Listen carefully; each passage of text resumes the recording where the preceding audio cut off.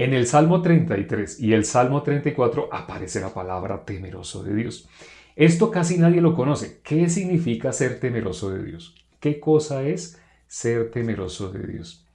¿Qué persona es temerosa de Dios? Vamos a poner un ejemplo de dos personas. Dos personas. Uno que está orando, los dos oran, los dos están seguros que creen en Dios. Los dos están seguros, seguros que creen en Dios. Pero uno de ellos ora de la siguiente manera.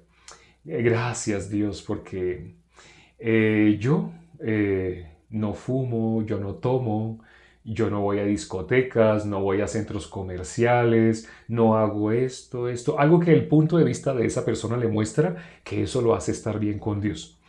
Incluso esa persona empieza a nombrar las cosas que él cree que hace, que los demás no hacen para Dios, como si Dios recibiera algo en nuestra mano.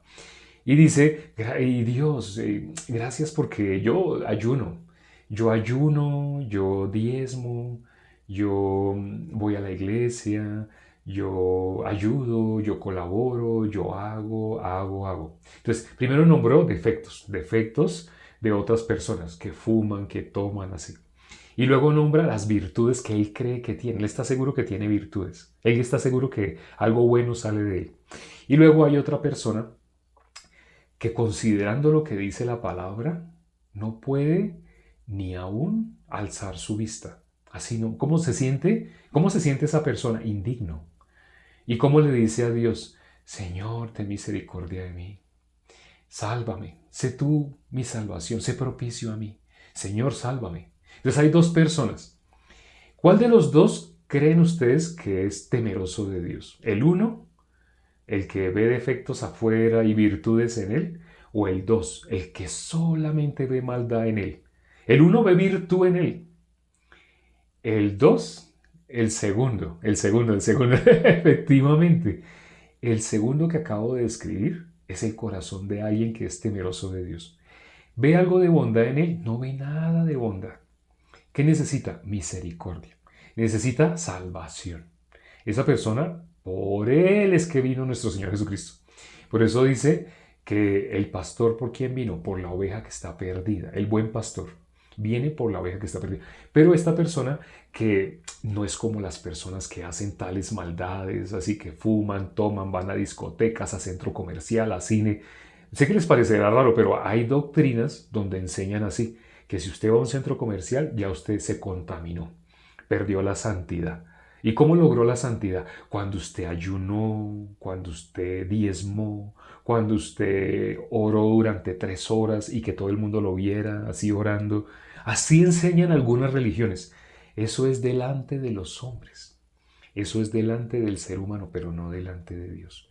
Delante de Dios, ¿cómo es todo ser humano? Desde nacimiento destituido de la gloria de Dios. Creo que este canal se debería llamar Romanos 3:23. Romanos 3:23. El nombre que Dios me permitió, Matusalén. El juicio de Dios. Por eso este canal yo creo que se debería llamar Romanos 3:23. Creo que el versículo que más hemos nombrado, Romanos 3:23. Por cuanto todos pecaron están destituidos de la gloria de Dios. Pero no se asusten. Esto es necesario para que las personas puedan recibir el Evangelio. Evangelio significa buenas nuevas. El Evangelio es la salvación, pero solo puede recibir la salvación, solo puede recibir las buenas nuevas la persona que está destituida de la gloria de Dios. Cuando le preguntamos a las personas que son líderes de iglesias, pastores, no sé, evangelistas, diáconos, tienen diferentes nombres. Cuando le preguntamos a los líderes, ¿usted en qué momento dejó de estar destituido de la gloria de Dios? Se sorprenden, porque ellos nunca se vieron destituidos de la gloria de Dios.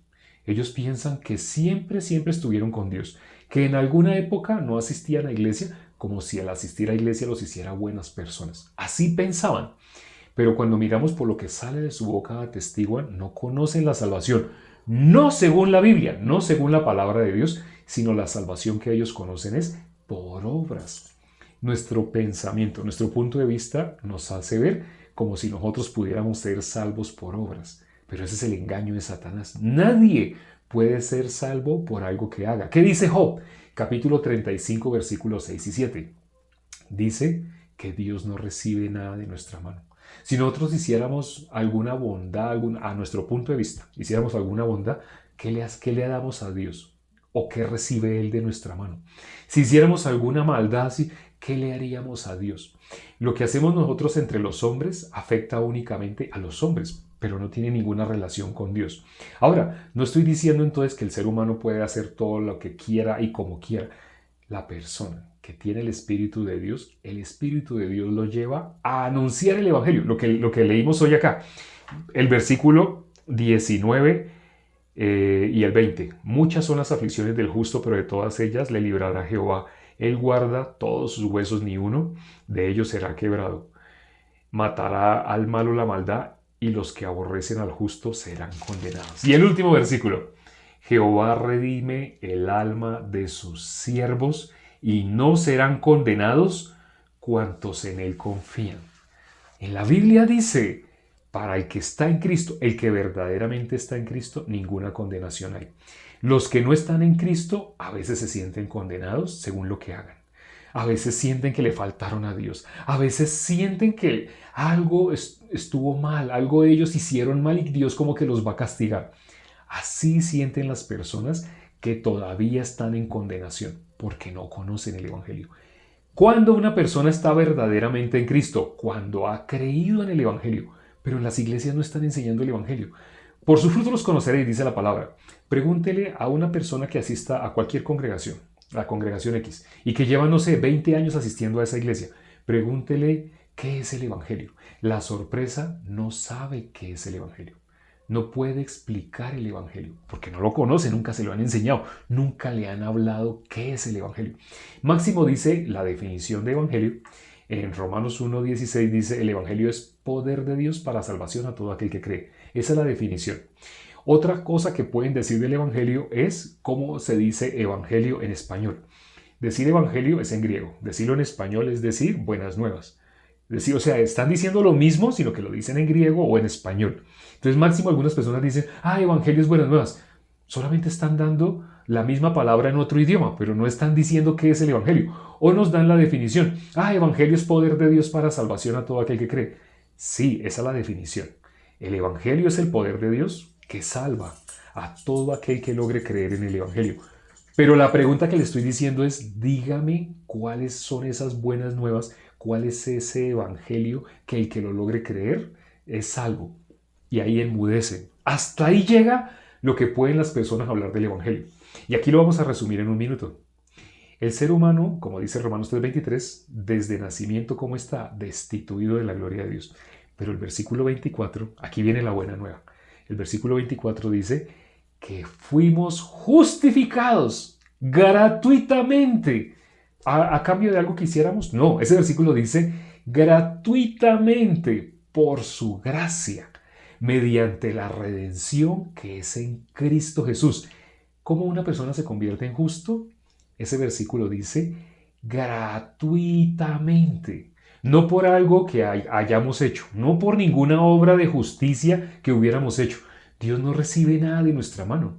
Fuimos justificados gratuitamente. El antiguo pacto era a cambio de. Si cumplíamos toda la ley, recibíamos la bendición. De lo contrario, maldición.